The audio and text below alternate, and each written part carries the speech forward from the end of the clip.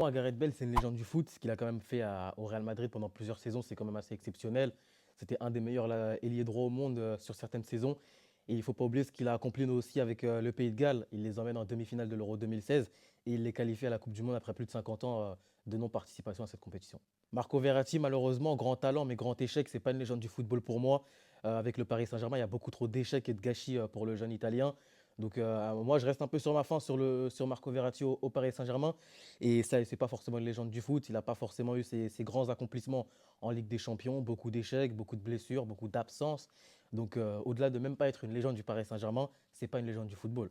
Thiago Silva, déjà pour sa longévité, je le mettrais en légende du foot. C'est un des plus grands défenseurs centraux qu'on ait pu voir sur cette génération. Ce qu'il faisait à l'AC Milan, c'était assez exceptionnel. Au Paris Saint-Germain, il a choqué toute la Ligue 1 avec son talent. En Ligue des Champions, certes, il y a quand même quelques petits couacs, notamment psychologiques et des remontadas. Mais ce qu'il a su apporter à Chelsea alors